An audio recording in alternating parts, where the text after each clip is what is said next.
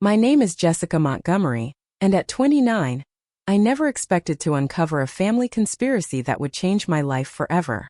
When my in-laws suddenly announced their Hawaiian vacation, leaving me to care for my supposedly mute, bedridden 8-year-old niece Lily, I reluctantly agreed. They described her as special needs since birth, silent, immobile, and requiring constant care. Little did I know that minutes after they left, my world would be turned upside down.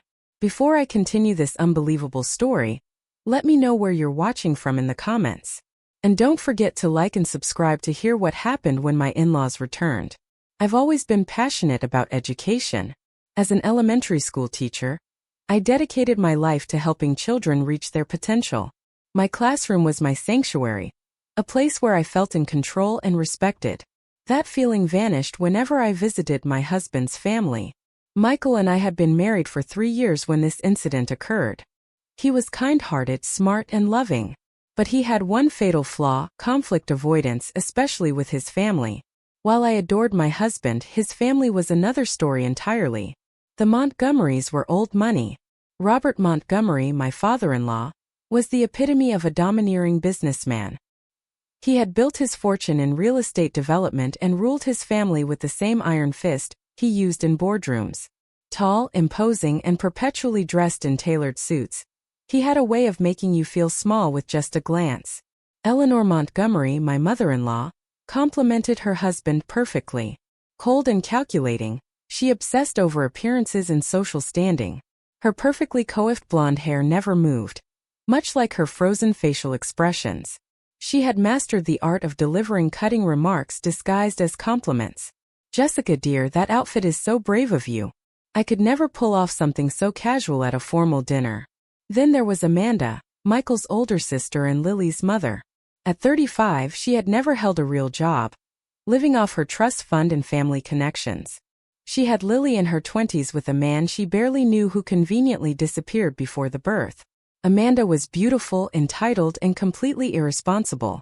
She treated her daughter more like an accessory than a child. James, Michael's older brother, was a successful corporate lawyer who followed their father's every command. He rarely spoke to me directly, as if acknowledging my existence might somehow diminish his standing in the family hierarchy. And then there was my husband Michael, the youngest child who desperately sought approval from his family while trying to maintain peace with me. He was caught in the middle, and more often than not, I felt like I was losing the tug-of-war for his loyalty. From the moment I entered the Montgomery family, I was treated as an outsider. My middle-class background and career in public education were viewed with barely concealed disdain. Nothing I did was ever good enough. My cooking was quaint, my home decorating simple, and my career choice noble but impractical. Every family gathering was an exercise in restraint as I bit my tongue to keep the peace for Michael's sake. Then there was Lily, Amanda's daughter. According to the family, Lily had been born with a severe neurological disorder that left her unable to speak or move independently. She required round-the-clock care, which Amanda largely delegated to a rotating staff of nurses and caretakers. I had seen Lily during family gatherings, always in her specialized wheelchair, staring blankly ahead, never responding to anything around her. I had always felt a strange connection to the child. Something about her eyes seemed alert, intelligent even, but I dismissed these thoughts as wishful thinking. After all, I wasn't a medical professional and the family had consulted the best specialists in the country, according to Eleanor.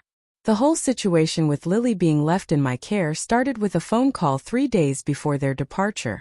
Eleanor called, not to ask, but to inform me that I would be staying at their mansion to care for Lily while the entire family, Amanda included, enjoyed a 2-week vacation in Hawaii. "Jessica, darling, we need you to watch Lily while we're away," Eleanor announced, her tone making it clear this wasn't a request. "What about her regular nurses?"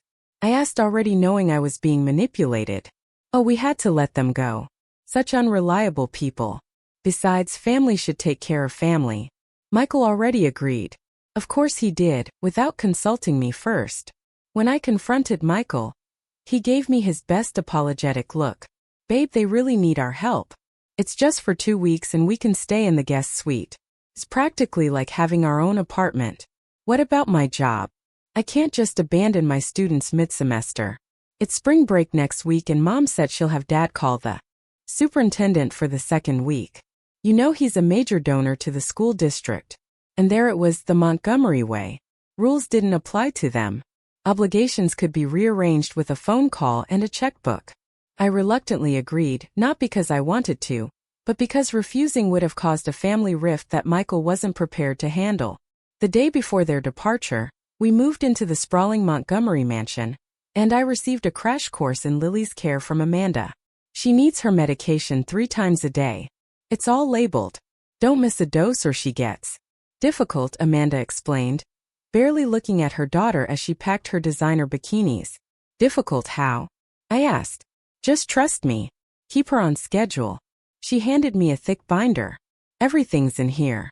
Feeding instructions, medication times, emergency contacts. Not that she'll need a doctor. It's all just for show anyway. That last comment struck me as odd, but before I could question it, Robert interrupted. Jessica, understand this is a massive responsibility. We're trusting you with our precious granddaughter. Don't disappoint us. The family's departure the next morning was a whirlwind of activity. Luggage was loaded into waiting town cars. Last-minute instructions were barked. And not once did anyone, not even Amanda, stop to say a proper goodbye to Lily, who sat in her wheelchair by the window, supposedly unaware of the chaos around her. As the cars pulled away, Michael hugged me. I'm sorry, babe. Dad insisted I come along for some business meetings in Honolulu. You'll be okay, right? I nodded, feeling abandoned and resentful as I watched my husband leave with his family, leaving me alone with a child I barely knew how to care for. Standing in the cavernous foyer of the Montgomery mansion, I looked at Lily's blank expression and sighed. Well, I guess it's just you and me now. Little did I know how quickly that statement would take on a whole new meaning. After everyone left, I wheeled Lily into the enormous living room and positioned her in front of the television, playing a children's program as the care instructions suggested. I spoke to her gently, explaining what I was doing, though I didn't expect any response. I'm going to make us some dinner, Lily. I'll be right in the kitchen if you need anything. I felt silly talking to her as if she could understand, but it felt wrong to treat her like a piece of furniture. The detailed care binder indicated it was almost time for her evening medication, so I headed to the kitchen to prepare her prescribed liquid diet and the array of pills she supposedly needed. The Montgomery kitchen was a chef's dream, all stainless steel, marble countertops and high-end appliances that had probably rarely been used, as they employed a full-time cook who was also conveniently on vacation. I busied myself preparing a simple pasta dish for myself, and the special nutritional shake for Lily. As I stirred the pasta sauce, I couldn't shake the feeling that I was being watched. A prickling sensation ran up my spine, and I turned around, expecting to see one of the household staff I hadn't been introduced to. What I saw instead nearly made me drop the wooden spoon I was holding. Lily was standing in the doorway, not in her wheelchair, standing on her own 2 feet. Her posture was slightly unsteady, but she was upright, her hand braced against the door frame. Lily? I whispered, unable to believe what I was seeing. Then she spoke, her voice soft but clear, with the slight lisp of a normal 8-year-old. They want my $4 million. Please help me. The room seemed to spin around me. I gripped the counter to steady myself, certain I was hallucinating. The supposedly mute, paralyzed child had just walked into the kitchen and spoken a perfectly coherent sentence. Lily? I repeated, my voice barely audible. You can talk and walk. She nodded, her eyes, those intelligent eyes I had noticed before, now filled with fear and hope. Please don't tell them I talked to you. They'll hurt me again. I abandoned the stove and slowly approached her, kneeling to her level, but keeping some distance to avoid frightening her. Lily, I don't understand. Who will hurt you? What $4 million? Her little face contorted with worry. My mom and grandpa and grandma. They pretend I'm sick so they can take my money when I'm 18.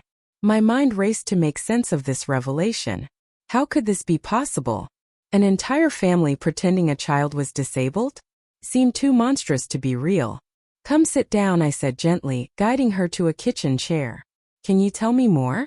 Over the next hour, as the pasta sauce burned and was forgotten, Lily told me her story. Her maternal grandparents, Amanda's former in-laws whom the Montgomerys despised, had left Lily a trust fund of $4 million upon their death in a car accident when she was 3. The money was to be held in trust until she turned 18 with her mother as trustee. Mommy started giving me medicine after Granny and Pops died, Lily explained. It makes me feel sleepy and weak. When I tried not to take it, she would pinch me really hard or lock me in the dark closet. Tears streamed down her face as she continued. They told everyone I was born sick, but I wasn't. I remember running and playing and talking before the medicine started. I felt physically ill as Lily described how she was forced to pretend she couldn't speak or move whenever anyone was around. How she was threatened and punished if she showed any signs of normalcy. How the family discussed their plans to have her declared mentally incompetent when she turned 18, so they could control her inheritance indefinitely. How do you know about the money? I asked, struggling to process everything. Lily's face showed a flash of pride. I taught myself to read when no one was watching. Mommy leaves papers around and I look at them when she's out. I have a diary where I write everything down. She led me, still somewhat unsteadily, to her room, a sterile hospital-like space that broke my heart. From beneath her mattress, she pulled out a small notebook and several folded documents she had apparently stolen from Amanda's office over time. The diary was filled with the neat handwriting of a child who had taught herself literacy in secret. The entries documented the family's conversations about her money, the medications they forced on her, and the threats they used to keep her silent. The documents included a copy of the trust agreement from her maternal grandparents, bank statements showing the significant balance, and, troublingly, what appeared to be draft documents for a psychiatric evaluation that would declare Lily incompetent. I sat on the edge of her bed, documents spread around us, feeling a mixture of horror, disbelief, and rage building inside me. "Why are you telling me this now?" I asked. "Why take this risk?" Lily's eyes filled with tears again. "Because you're nice. You talk to me like I'm real." And she hesitated. "They've never left me with just one person before. Always nurses who believe them. I was hoping maybe you could help me." In that moment, looking at this brave little girl who had endured years of abuse and isolation for the sake of money, I made a decision that would change both our lives forever. "I will help you, Lily. Promise." The next morning, I faced a crucial decision. Should I give Lily her medication as instructed, or trust her story and withhold it? The potential consequences weighed heavily on me. If she truly needed the medication and I withheld it, I could be putting her health at risk. But if her story was true, and my gut told me it was, I would be perpetuating her abuse. I decided to trust my instincts. I made a show of preparing her morning medication, but poured it down the sink drain instead. I gave her the nutritional shake without the crushed pills, watching anxiously for any adverse effects. By midday, the transformation was remarkable. Lily became more alert, her movements more coordinated. Her speech, which had been somewhat slurred the previous evening, became clearer and more animated. She seemed like a completely normal 8-year-old girl, albeit one who had been isolated from normal childhood experiences. "I feel better when I don't take the medicine," she confided, her eyes brighter than I'd ever seen them. "My head doesn't feel fuzzy." Together, we began a methodical search of the house for evidence to support her claims. Lily knew the mansion well, having spent countless hours observing from her wheelchair while everyone thought she was oblivious. "Mommy keeps important papers in her office," Lily directed me. "The key is under the plant pot." Amanda's office was a testament to her superficial personality, all style and no substance. Designer furniture, fashion magazines, and barely touched business books lined the shelves. The filing cabinet Lily indicated was locked, but the key was exactly where she said it would be, inside. I found a treasure trove of damning evidence. Financial documents detailed the trust from Lily's maternal grandparents, the Blackwells, who had indeed left her $4 million. I also found legal correspondence about the terms of the trust, which named Amanda as trustee until Lily turned 18, or was deemed mentally capable of managing her affairs. Most disturbing was a folder labeled Lily's condition. Inside were medical records that had clearly been falsified or obtained through deception. There were prescription records for powerful sedatives and muscle relaxants, medications that would indeed make an active child appear listless and immobile. "Look," Lily pointed to a document I had overlooked. It was her original birth record and early pediatric reports, They showed a perfectly healthy baby with normal developmental milestones up to age 3. Then suddenly, the reports changed dramatically, documenting a rapid regression. That coincided exactly with the death of her grandparents. My blood ran cold when Lily led me to her bedroom and pointed to nearly invisible small devices in the upper corners. "They watch me sometimes," she whispered, "to make sure I'm being good." I recognized them immediately as surveillance cameras. The family monitored this child like a prisoner. As we continued our investigation, Lily shared the horrifying details of her daily reality. How Amanda would pinch her or twist her arm when no one was looking if Lily showed any signs of awareness or responsiveness. How Robert would enter her room late at night to check on her and remind her in graphic terms what would happen if she ever revealed their secret. How Eleanor would parade her at charity events as the family's special burden to generate sympathy and donations, which I now suspected went nowhere near charitable causes. "Grandma Eleanor says I'm useful for making people feel sorry for them," Lily said with a wisdom beyond her years. "She says it's the only way I can contribute to the family." My phone rang, interrupting our investigation. It was Eleanor, checking in as promised.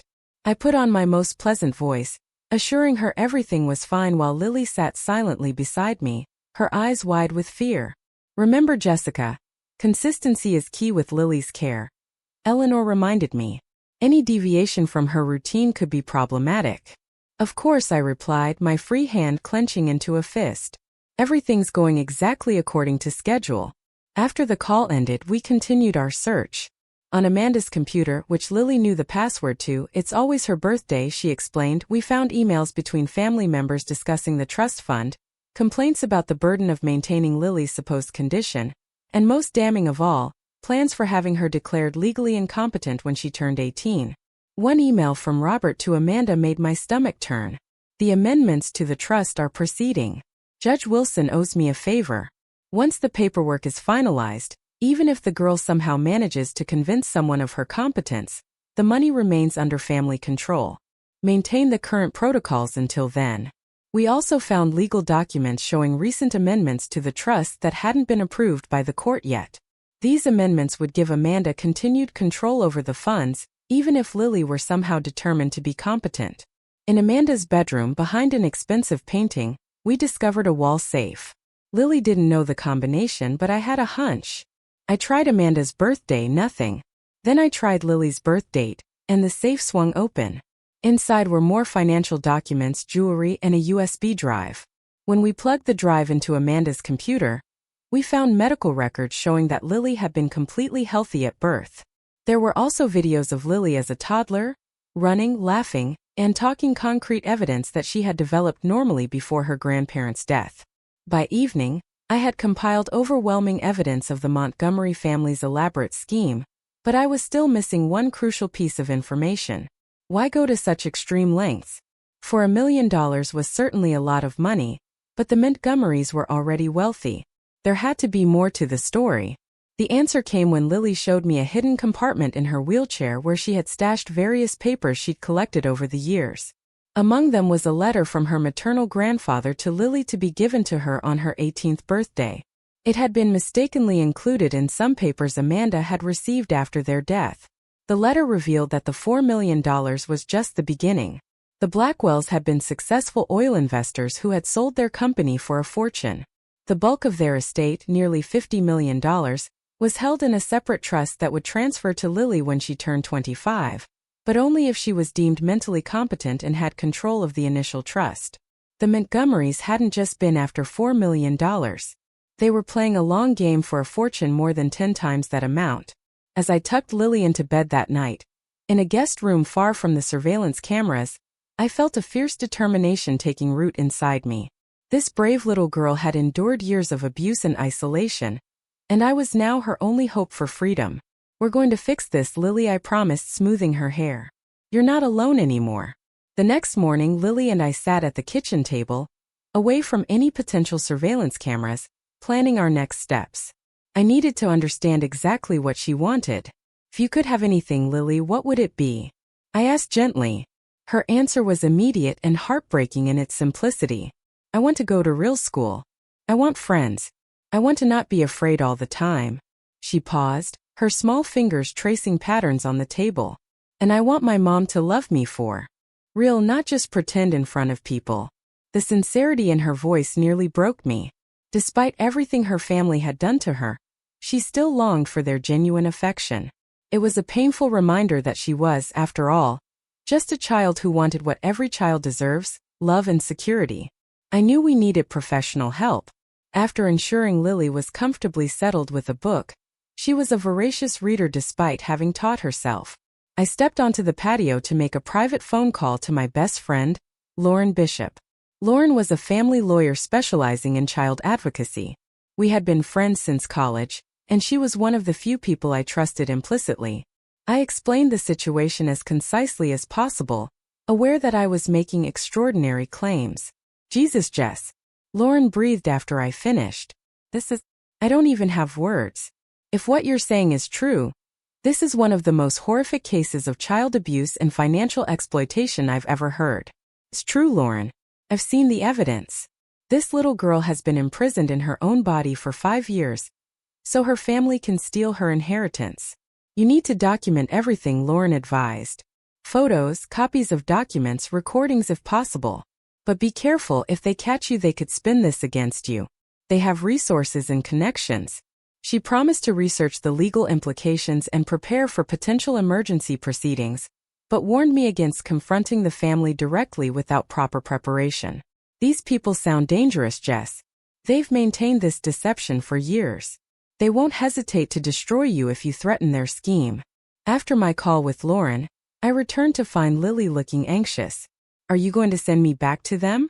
She asked, her voice small. I knelt beside her chair. Absolutely not. We're going to make sure you're safe and that nobody ever hurts you again. Over the next few days, we established a routine. During the day, we gathered and secured evidence. I photographed documents, copied files onto a secure cloud account Lauren had set up, and helped Lily document her experiences in a journal that could potentially be used in court. I discovered a disturbing amount of surveillance throughout the house, cameras in Lily's room, the hallways, and even some of the common areas. However, they didn't cover everywhere. And we were careful to conduct our most sensitive conversations in camera blind spots Lauren helped me identify. We also researched child abuse laws, inheritance regulations, and trustee responsibilities. What the Montgomerys were doing violated numerous state and federal laws. They weren't just being cruel. They were committing serious crimes. Every evening, the family would call to check in. I maintained the charade, reporting that Lily was following her usual routines and taking her medication. Meanwhile, Lily continued to improve physically and mentally without the sedatives. Her movements became more coordinated, and her personality blossomed. She was funny, curious, and remarkably resilient given her circumstances. The question of whether to tell Michael weighed heavily on me. He was my husband, and I wanted to believe he wasn't part of this conspiracy.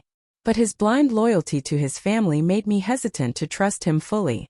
5 days into our time alone, I decided to test the waters. I called Michael while Lily was napping. Hey, how's Hawaii? I asked, keeping my tone light. Amazing. Dad's meetings finished early, so we've been hitting the beach. How are things with Lily? I took a deep breath. Actually, I've noticed some strange things. Her medical regimen seems extreme, and I found some documents about her trust fund that seem concerning. There was a pause before Michael responded, his voice noticeably cooler. Jess, you know nothing about Lily's condition. The medication is necessary, and her financial arrangements are none of your business. But Michael, don't you think? Look, Amanda knows what's best for her daughter. Just follow the instructions and stop snooping through family papers. That's totally inappropriate. His dismissive response confirmed my worst fears. Whether Michael was actively complicit or willfully ignorant, he couldn't be trusted to help Lily. You're right, I lied. I'm sorry. I'm just trying to do my best here. After hanging up, I sat in silence, my resolve hardening. I was on my own in this, me and an 8-year-old girl against a powerful, wealthy family willing to destroy a child's life for money. During our week together, I also focused on helping Lily experience normal childhood activities that had been denied to her.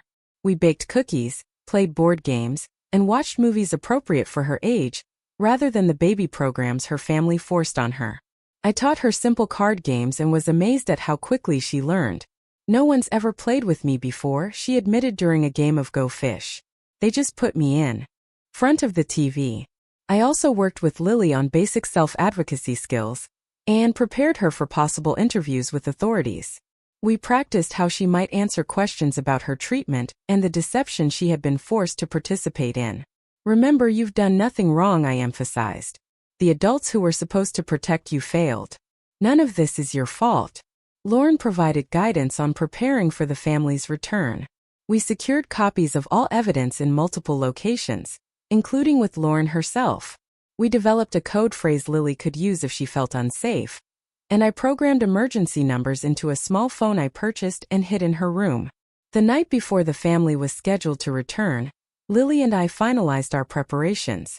The evidence was overwhelming: medical records showing a healthy child until age 3, falsified subsequent records, financial documents revealing the trust manipulation, emails discussing the deception, and Lily's own testimony. As we sat in the kitchen eating ice cream, another simple pleasure Lily had been denied, she looked up at me with serious eyes. What if they don't believe us? What if they make me go back to pretending?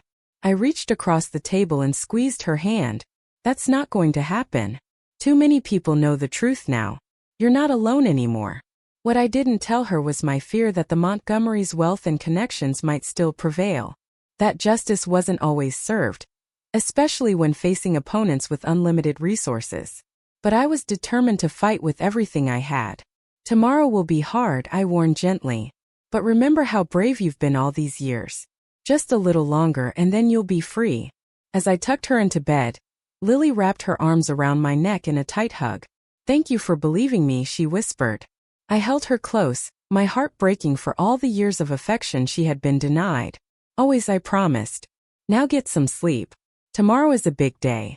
Little did I know that tomorrow would arrive much sooner than expected. At 3 in the morning, I was jolted awake by the sound of the front door opening and voices in the foyer. The family wasn't supposed to return until the afternoon, but here they were in the middle of the night, catching us completely off guard. I hurried to Lily's room and found her already awake, her eyes wide with fear. They're back early, she whispered, trembling. They sometimes do this to check if I'm being good when no one expects it. I helped her quickly return to her official bedroom with the monitoring equipment. Remember our plan, I whispered. No matter what happens, I won't let them hurt you again. I had barely settled her when Amanda appeared in the doorway, still in travel clothes. What are you doing in here? She demanded. I heard noises and came to check on Lily. I improvised. You're back early. Daddy's business concluded sooner than expected, she replied, her eyes narrowing suspiciously. Has everything been going according to schedule? Of course, I lied smoothly, exactly as you instructed. Amanda pushed past me to approach Lily's bed. Let me see her. I watched tensely as she examined her daughter, looking for any signs that might betray our deception. Lily played her part perfectly, remaining limp and expressionless as Amanda checked her. Her medication? Amanda asked sharply. All given as prescribed, I assured her. The logs are in the kitchen.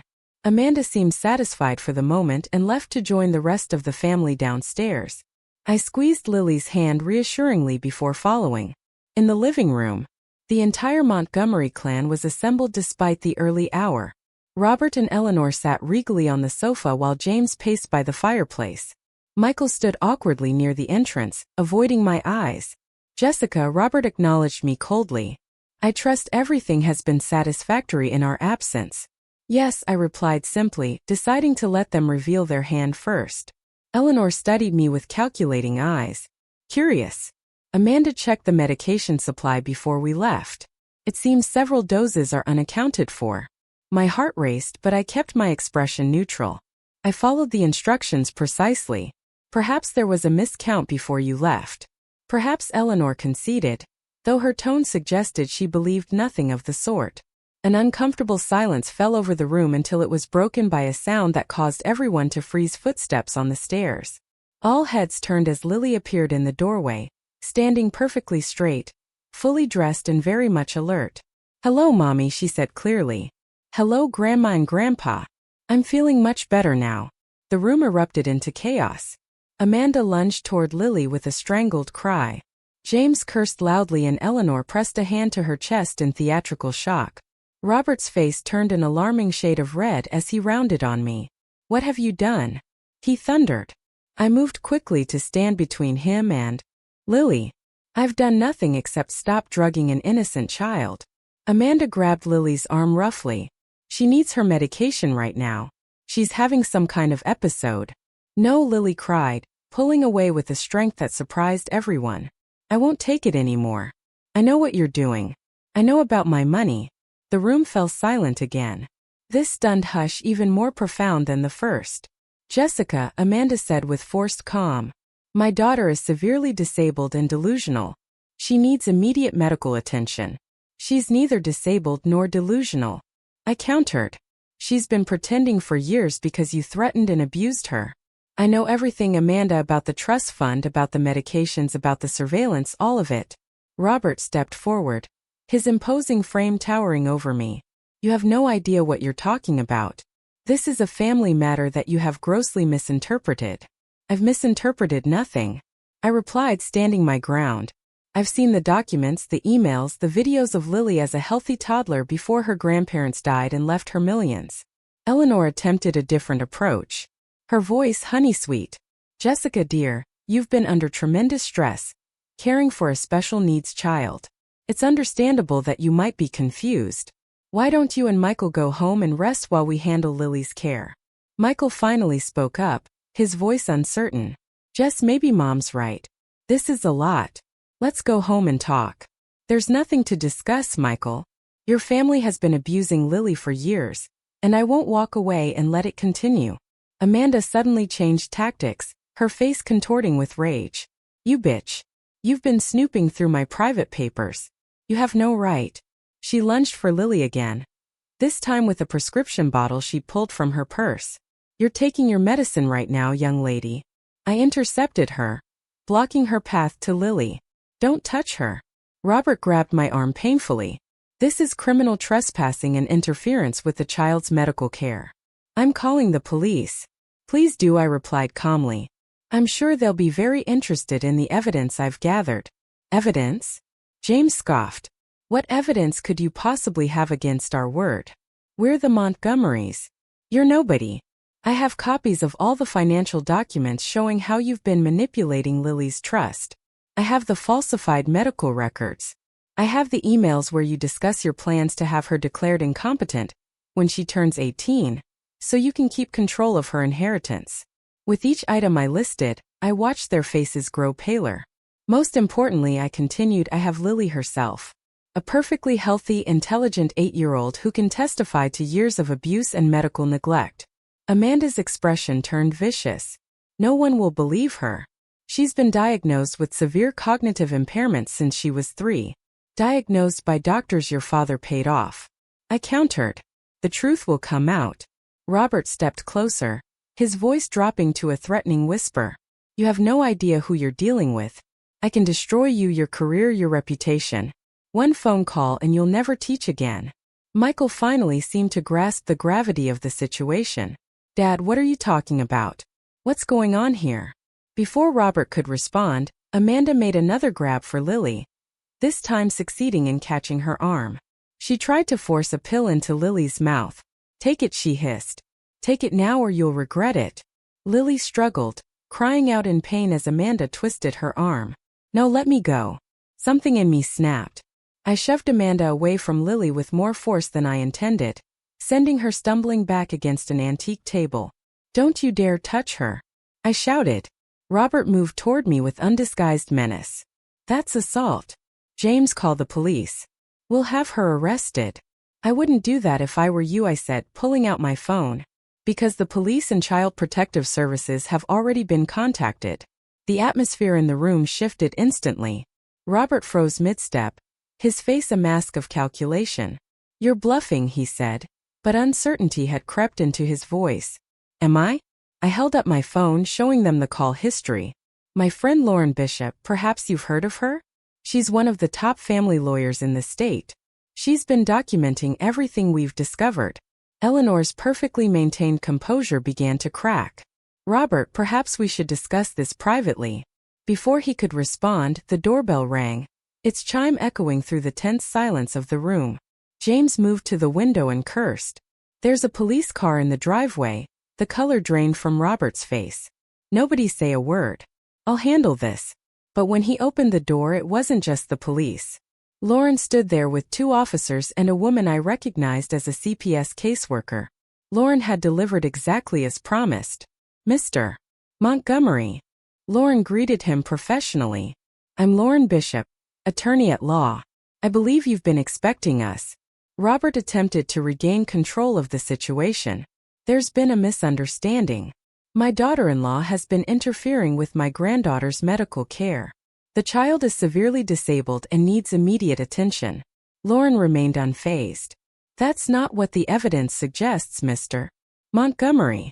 We have reason to believe Lily Montgomery has been subjected to long-term medical abuse and financial exploitation." The officers requested to speak with Lily, and despite Robert's objections, they insisted. As the situation unfolded, I watched Michael closely. His face cycled through confusion, disbelief, and then dawning horror as he began to piece together the truth. Our eyes met across the room, and I silently pleaded with him to choose the right side, to choose Lily. The critical moment came when Amanda, seeing her scheme unraveling, made one last desperate attempt. "Lily has severe developmental issues," she insisted to the CPS worker. "She hallucinates and makes up stories. She needs her medication immediately." The caseworker asked to see the medication, and Amanda handed over the bottle. The worker read the label carefully. "This is a powerful sedative, Ms. Montgomery. Not typically prescribed for children except in extreme cases." "She is an extreme case," Amanda snapped. "Then you won't mind if we have her evaluated by an independent physician," the caseworker replied calmly. Amanda's composure cracked. "You can't take her. She's my daughter." "A daughter you've been drugging and abusing for 5 years," I interjected. "You shut up," Amanda screamed, lunging at me. One of the officers stepped between us, restraining her. In that moment of chaos, Michael moved to my side, finally breaking his paralysis. He looked at Lily, who was trembling but standing tall. "Lily," he said gently, kneeling to her level, "can you tell me the truth? Has my family been hurting you?" Lily looked at him with wary eyes, then at me. I nodded encouragingly. "They make me take medicine that makes me sick," she said clearly. "They tell me if I talk or move when people are around, they'll send me away forever. They want my money from my other grandparents." Michael's face crumpled. He turned to his family, who were all watching him with a mixture of rage and calculation. "Is this true?" he demanded. "Have you been abusing this child for money?" Robert attempted damage control. "Son, you're being manipulated. Your wife has filled your head with lies." "No more lies," Michael replied firmly. "I want the truth." Eleanor tried next. "Michael, darling, you know Lily's condition. We've all sacrificed so much to care for her. Then you won't mind proving her condition with independent doctors," Michael countered. The standoff might have continued, but Lauren stepped forward with a folder. "I have copies of all the evidence Jessica has gathered. Financial records, emails, medical documentation. Enough to launch a criminal investigation." She turned to Amanda, "Including your emails discussing how to have Lily declared incompetent when she turns 18 to maintain control of her trust." Amanda's face drained of color. "Those were private. They're evidence of conspiracy and child abuse," Lauren corrected. Robert, ever the businessman, quickly assessed the situation and changed tactics. He lowered his voice and addressed the officers. "Perhaps we can discuss this matter privately. I'm sure we can come to an arrangement that benefits everyone." The implication was clear. He was offering a bribe. The lead officer's expression hardened. "Mr. Montgomery, are you attempting to interfere with the police investigation?" Robert backpedaled immediately. "Of course not. I'm simply suggesting that this family matter could be resolved without unnecessary publicity. Child abuse is not a family matter." The officer replied coldly. "It's a criminal offense." What happened next shocked everyone. Amanda, seeing no way out, broke down completely. "It was Daddy's idea," she cried, pointing at Robert. "He said Lily's inheritance could solve all our problems. The company was failing. We needed the capital. He said no one would question it if Lily had special needs. Amanda, shut up. Robert bellowed, but it was too late. He arranged everything. The doctors, the medications. I just did what he told me, she continued, tears streaming down her face. He said it was only temporary, just until we stabilized the business. But then it went on, and I didn't know how to stop it. The officers exchanged glances. Amanda had just confessed to child abuse and fraud in front of multiple witnesses. Eleanor, ever conscious of appearances, attempted damage control. This is all a terrible misunderstanding. We only wanted what was best for Lily. By drugging her into submission and stealing her inheritance. I couldn't help interjecting. The next few hours passed in a blur. Lily was taken to the hospital for evaluation, accompanied by the CPS worker and, at my insistence, myself. Michael came with us, shell-shocked but determined to make things right. Robert and Amanda were taken to the police station for questioning, while Eleanor and James were instructed not to leave town as the investigation proceeded. The family's carefully constructed facade had crumbled in a single night. At the hospital, doctors confirmed what we already knew: Lily was physically and neurologically normal for her age, though some were delayed in certain areas due to isolation and medication. There were no signs of any congenital disorder or disability. As Lily underwent various tests, Michael and I sat in the waiting room, the weight of the night's revelations hanging between us. I had no idea, he said finally, his voice hollow. I swear, Jess. I didn't know what they were doing. You didn't want to know. I corrected gently. There were signs, Michael. You chose not to see them. He nodded, accepting the truth of my words. What happens now? Now we make sure Lily is safe and gets justice. Everything else is secondary. Michael reached for my hand, and after a moment's hesitation, I let him take it. We had a long road ahead of us, but at least we were finally on the same side. Later that night, as Lily slept in her hospital bed, monitored by nurses who knew the truth, Lauren updated us on the legal situation. Amanda's confession complicates things for Robert. He's already trying to claim she acted alone, but the evidence suggests otherwise. They're both facing serious charges: child abuse, fraud, financial exploitation of a minor. Eleanor and James might be implicated as well, depending on how much they knew. And Lily? I asked.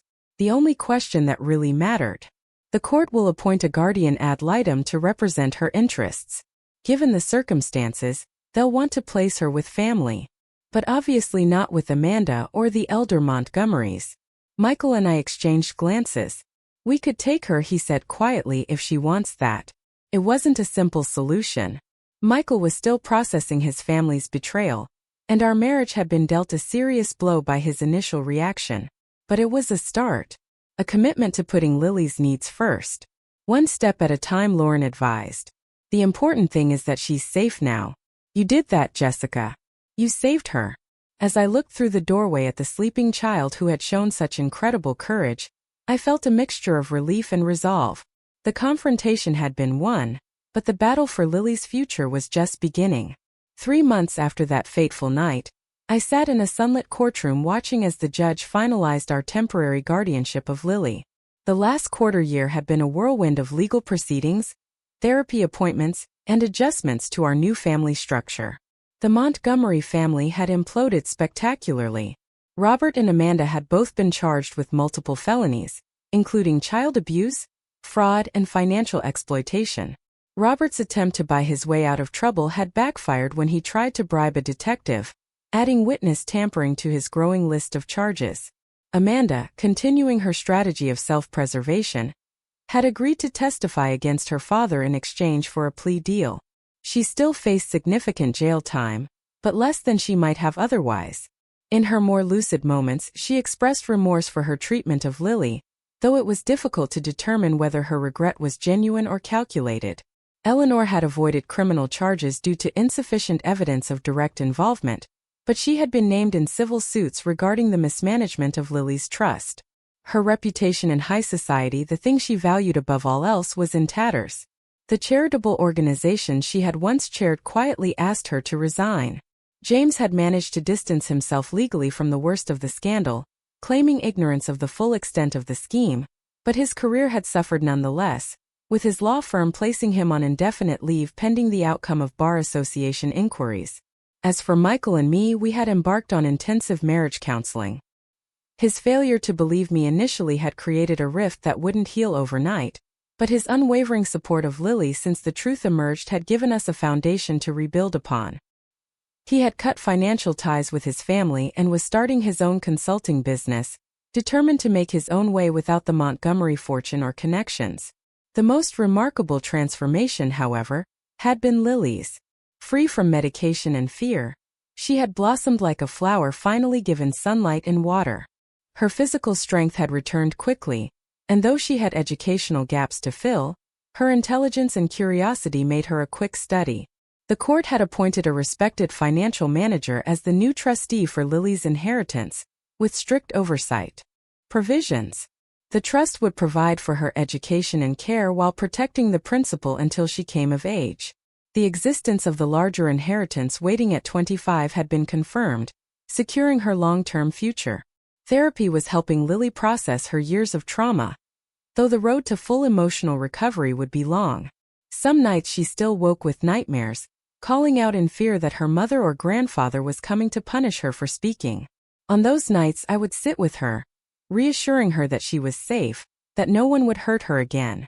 We had enrolled her in school, a small private academy with experience handling children with unusual backgrounds.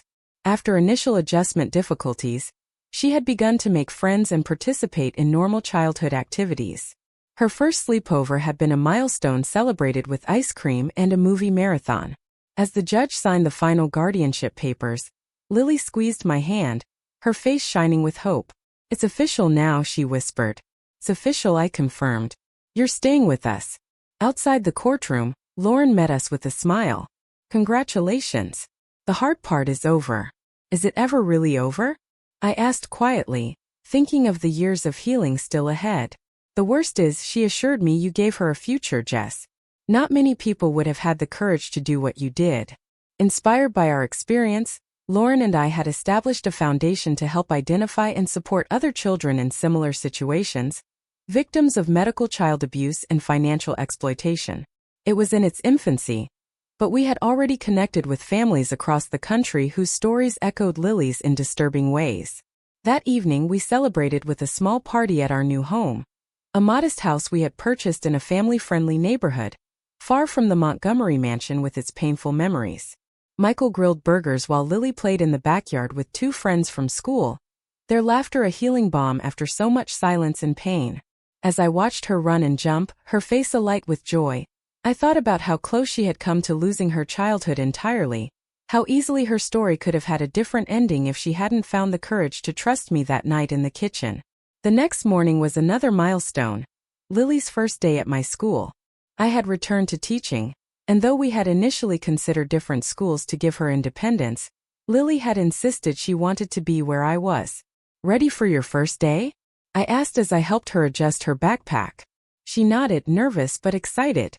"Do you think the other kids will like me?" "They'll love you," I assured her. "Just be yourself." As we walked through the school doors together, Lily's hand in mine, I reflected on the extraordinary journey that had brought us here. From reluctant caregiver to fierce advocate, from isolated victim to thriving child, we had both been transformed by the truth and the courage to stand by it.